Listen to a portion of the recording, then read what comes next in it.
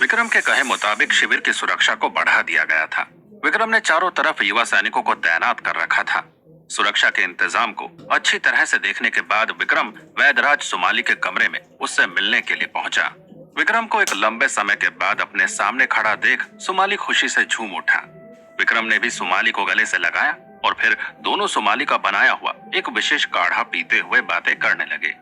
मुझे तो लगा था सम्राट की सेना का हिस्सा बनने के बाद तुम हमें भूल गए हो महावीर। विक्रम ने मुस्कुराकर जवाब दिया, आप ऐसा कैसे सोच सकते हैं वैदराज? भले मेरा शरीर सम्राट की सेना के साथ था, मगर मेरा दिल तो यहीं आप लोगों के पास ही था। ये सुनकर सुमाली सर हिलाकर मुस्कुराते हुए बोला, वैसे तुमसे मुझे एक विशेष बात बतानी है। तुम्हारे जाने के बाद मैं यहाँ सारा दिन शोध करता रहता था। यहाँ तुम्हारे युवा सैनिक और गांव के बच्चे अक्सर पेट खराब होने की शिकायत लेकर मेरे पास आते थे। सभी को एक ही तरह की समस्या का सामना करता देख मैं समझ गया इस सब का कारण भी कोई एक ही है। और फिर मैंने जाना कि पेट से संबंधित ये सारी समस्याएं गंदा पानी पीने की वजह से हो रही है। यहाँ का पानी बहुत ही गंदा है। उस पानी को साफ करने के लिए अब मैं एक दवाई बनाने में भिड़ा हुआ हूँ। जल्द से जल्द मैं एक ऐसी दवाई बना लूंगा जिससे इस समस्या का हमेशा के लिए समाधान हो जाएगा। विक्रम ये सुनकर मन ही मन ये सोचने लगा कि 1000 साल पहले वाकई लोगों के पास पानी को साफ करने के ज्यादा तरीके नहीं थे, मगर क्योंकि विक्रम 1000 साल आगे से आया था, उसके पास पानी को साफ करने के ढेरों तरीके थे।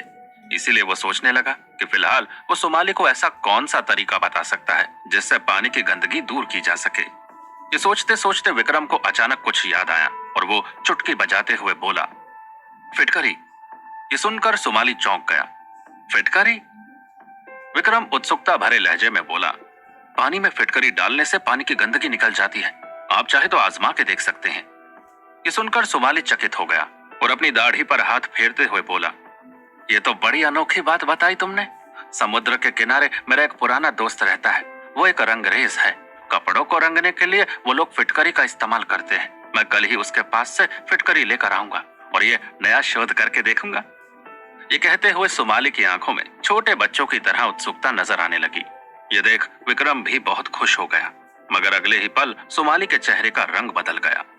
वो हैरानी भरे लहजे में बोला, मगर एक बात बताओ महावीर, तुमने ये विधि कहाँ से सीखी?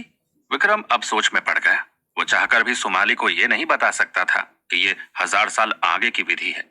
मन ही मन कुछ सोचते हुए वो बोला, जी वो एक किताब में पढ़ी थी। सुमाली की हैरानी और भी बढ़ गई। किताब में पढ़ी थी? कौन सी किताब? चिकित्सा के विषय में ऐसी कोई किताब नहीं है जो मैंने नहीं पढ़ी हो। विक्रम हकलाते हुए बोला, वो किताब सुजानपुर के पुस्तकालय में ही मिलती है। ये सुनकर सुमाली अपना सिर खुजलाते हुए कुछ सोचने लगा। विक्रम ने एक गहरी सांस ली और बोला, वैदराज, मुझे आपसे एक मदद चाहिए। सुमाली ने मुस्कुराते हुए कहा, महावीर, आज तुमने मेरी इतनी बड़ी मदद की है, मैं जीवन भर तुम्हारा आभारी रहूंगा। तुम्हारी मदद करना तो मेरे लिए सौभाग्य की बात होगी। बताओ मैं तुम्हारी क्या मदद कर सकता हूँ? विक्रम ने इधर उधर देखा और फिर दबी जुबान में बोला, वैदराज, कुछ बाहरी लोग मेरा पीछा करते करते हमारे शिविर के पास तक पहुंच गए हैं। आज रात मैं उन्हें ढूंढने के लिए जाने वाला हूँ। मुझे ये नहीं पता कि वो लोग कौन से हथियार अपने साथ लेकर आए हैं, इसलिए मुझे अपनी सेना की रक्षा के लिए किसी ऐसे रसायन की जरूरत है जिसके सामने सभी हथियार फीके पड़ जाएं। ये सुनकर सुमाली के चेहरे में एक रहस्यमयी मुस्कान आ गई।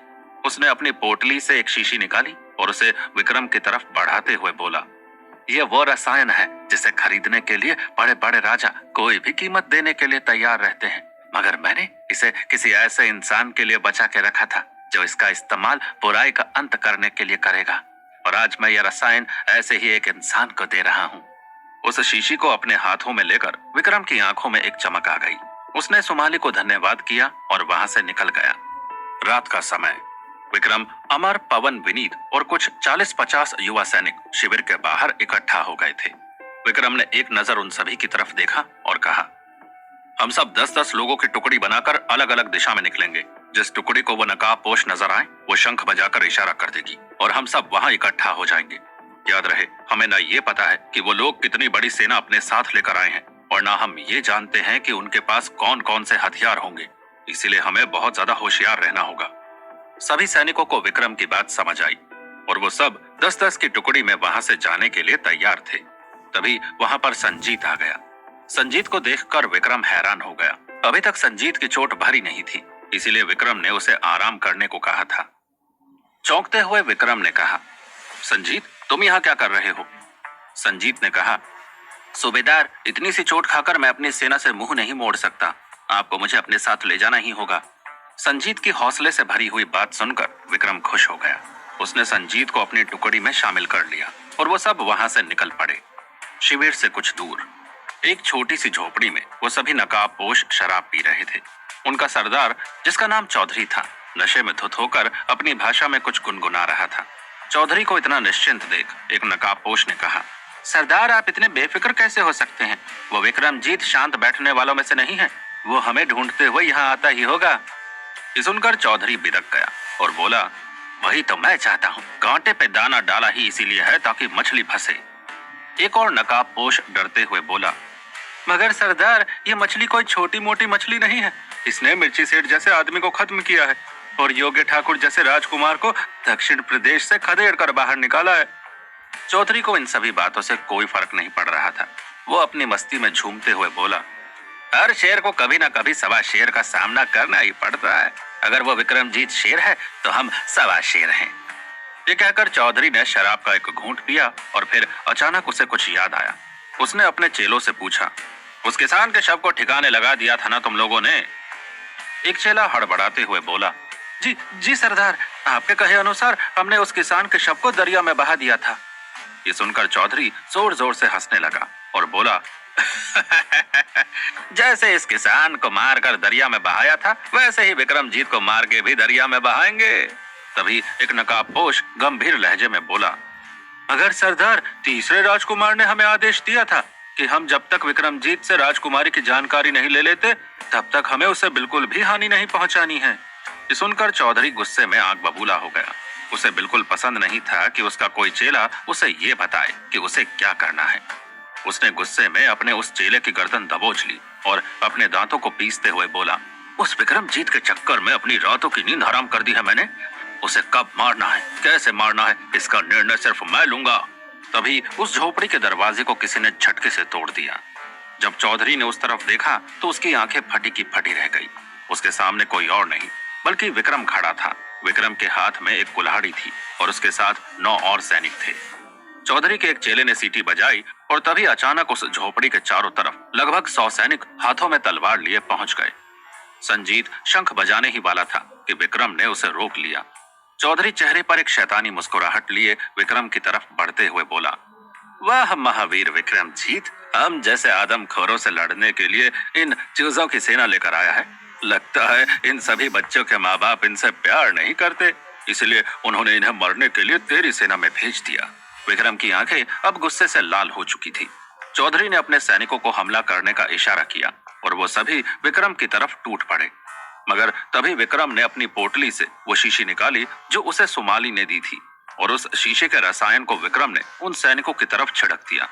विक्रम के सैनिकों ने चेहरे पर नकाब पहना हुआ था, इसीलिए वो रसायन उनको नहीं छू पाया। मगर चौधरी की सेना के सैनिक उस रसायन के संपर्क में आते ही पेड़ से कटे हुए पत्ते की तरह जमीन पर गिरने लगे। उनके चेहरे नीले पड़ने लगे और वो सब एक एक करके अपनी जान गंवाने लगे। उस रसायन का असर इतना खतरनाक था कि कुछ ही पलों में चौधरी की पूरी सेना मौत की नींद सो गई। अब अकेला चौधरी बचा था। उसने एक कपड़े से अपनी नाक को ढांक रखा था। विक्रम उसके पास जैसे ही पहुंचा, चौधरी विक्रम के कदमों में गिर गया और गिड़गिड़ाते हुए बोला, मुझे छोड़ दो महावीर, मुझसे गलती हो गई। विक्रम ने कहा, मैं तुम्हें एक ही शर्त में छोड़ सकता हूँ। तुम्हें मुझे ये बताना होगा कि तुम्हें मेरा पीछा करने के लिए किसने भेजा था। चौधरी अपने माथे का पसीना पोंछते हुए बोला, मुझे यहाँ रायगंज के तीसरे राजकुमार पुलकित ने भेजा था। वो इस समय दिवाकरगढ़ के पुराने लाल महल में रुके हुए हैं। ये सुनकर विक्रम ने एक गहरी सांस ली। चौधरी ने हकलाते हुए कहा, आपने मुझे छोड़ दिया ना, मैं यहाँ से जा सकता हूँ ना? विक्रम ने मुस्कुराते हुए संजीत की तरफ देखा और संजीत विक्रम का इशारा समझ गया। अगले ही पल संजीत अपनी तलवार लेकर चौधरी की तरफ बढ़ा और एक झटके में ही उसने चौधरी के सिर को उसके धड़ से अलग कर दिया। चौधरी और उसकी पूरी सेना को खत्म करने के बाद अब विक्रम ने अपनी पूरी युवा सेना को वहां इकट्ठा कर लिया और वो सब दिवाकरगढ़ की तरफ रवाना हो गए। दिवाकरगढ़ का लाल महल एक बहुत ही पुराना महल था। इस महल का असली मालिक पूर्वी क्षेत्र का राजा कमलकांत था। महल के एक आलीशान कमरे में रायगंज का तीसरा राजकुमार पुलकित अपनी गद्दी में शराब पीते हुए बैठा हुआ था। पुलकित के सामने उसकी दासी युक्ति खड़ी हुई थी। युक्ति एक 20-21 साल की लड़की थी, जो वैसे तो पुलकित की दासी थी, मगर एक बहुत ही शातिर जासूस भी थी। पुलकित ने अपने गिलास की पूरी शराब एक ही घूंट में पीकर युक्ति से पूछा, क्या चौधरी ने कोई खबर भिजवाई उस विक्रमजीत के बारे में? युक्ति ने अपनी आंखें घुमाते हुए कहा, आखिरी खबर तो यही मिली थी कि चौधरी विक्रमजीत का पीछा करते हुए उसके शिविर तक पहुंच गया है, मगर उसके बाद उससे कोई संपर्क नहीं हो पाया है। ये सुनकर पुलकित बेचैन हो गया। वो उठकर इधर उधर चलने लगा। झुंझलाते हुए उसने युक्ति से कहा, तुम्हें पूरा यकीन है कि त्रिशला विक्रमजीत के शिविर में ही होगी? युक्ति ने हिचकिचाते हुए कहा, जी राजकुमार, मैं पूरे यकीन के साथ कह सकती हूँ कि राजकुमारी विक्रमजीत के शिविर में ही है। उनकी शादी में तबाही मचाने वाला वो विक्रमजीत ही था। जाहिर सी बात है कि वो ही राजकुमारी त्रिशला को बंदी बनाकर वहां से ले गया होगा। ये सुनकर पुलकित झुंझला उठा और अपने दांत पीसते हुए बोला, बस एक बार हम उस विक्रमजीत के चंगुल से त्रिशला को आजाद करवा ले, उसके बाद हम इस विक्रमजीत को भी सही सबक जरूर सिखाएंगे। ये कहते हुए पुलकित ने गिलास फर्श पर फेंक कर मारा और गिलास के टुकड़े टुकड़े हो गए। आखिर क्या रिश्ता है पुलकित का त्रिशला के साथ? क्या त्रिशला को वाकई विक्रम ने बंदी बनाया था? जानने के लिए